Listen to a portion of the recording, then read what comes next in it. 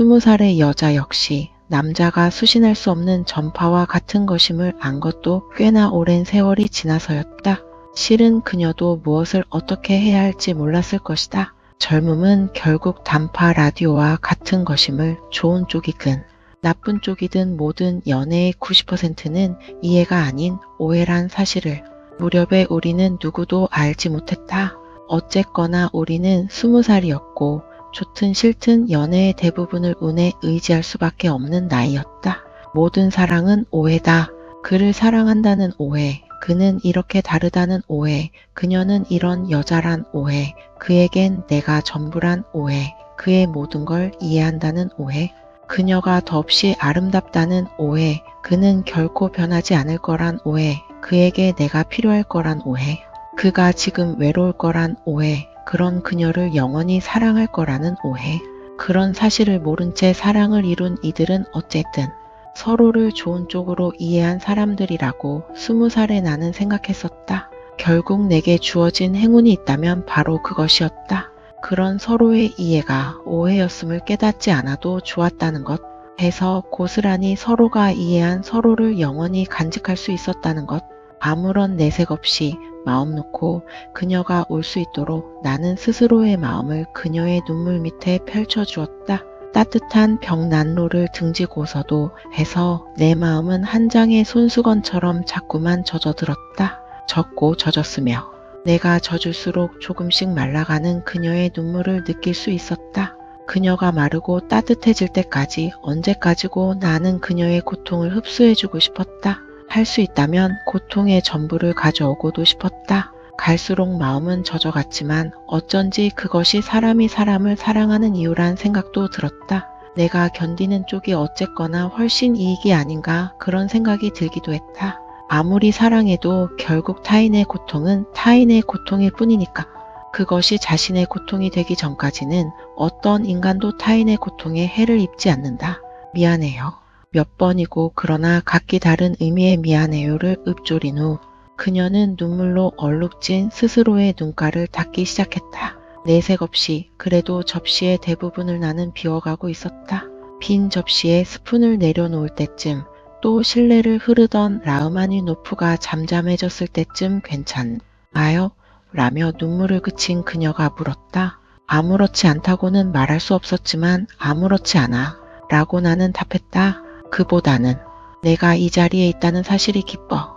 너와 함께 한다는 사실이, 지난번엔 문을 열지도 않았던 이곳에서 식사를 할 수 있다는 사실도 기뻐. 벽난로마저 있고 이렇게 따뜻하다는 사실도, 이제 또 어떻게 살아갈지는 모르겠지만 20살이 되었다는 사실도 기뻐. 눈이 오는 것도 기쁘고 저렇게 조명이 반짝반짝하는 것도 기뻐. 그리고 무엇보다 내가 눈물을 그쳐서 기뻐. 양이 얼마 되지 않는 그 밥을 다 먹어준다면 더 기쁠 것 같아.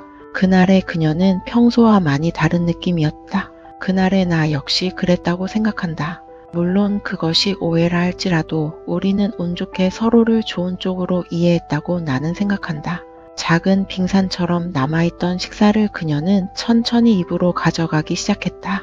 더디게 한 척의 쇠빙선처럼 접시를 가르던 그녀의 스푼도, 조금씩 드러나던 접시의 흰 바닥도, 무거운 닷처럼 피클을 집던 그녀의 포크도, 모든 것이 평소와 다르게 느껴지던 12월의 밤이었다. 실례가 아닐까 싶습니다만 후식으로 나온 커피를 내려놓으며 지나칠 정도로 깍듯하게 주인이 말을 건넸다.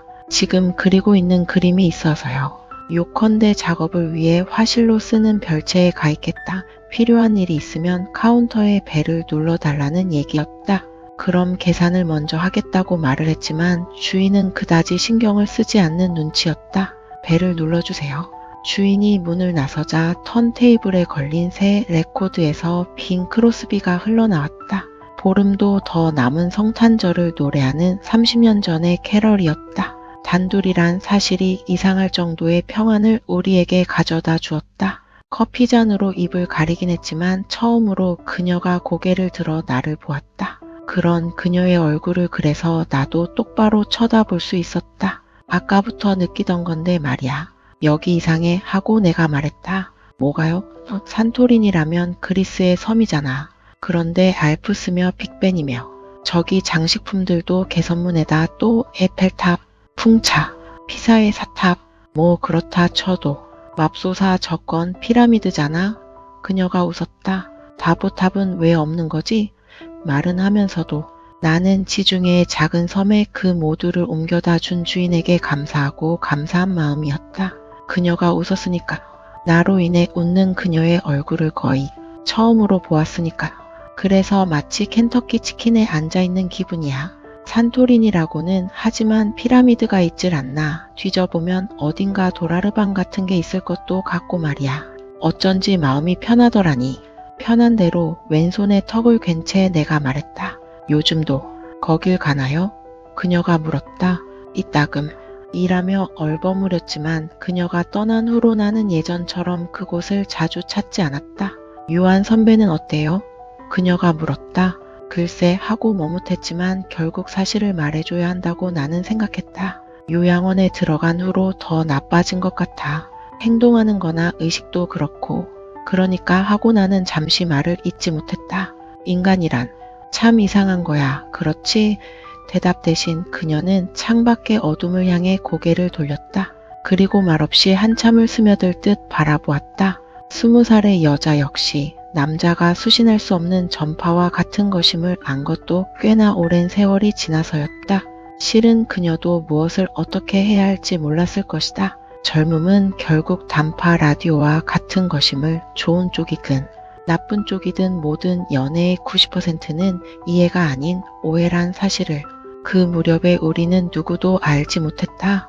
어쨌거나 우리는 20살이었고 좋든 싫든 연애의 대부분을 운에 의지할 수밖에 없는 나이였다.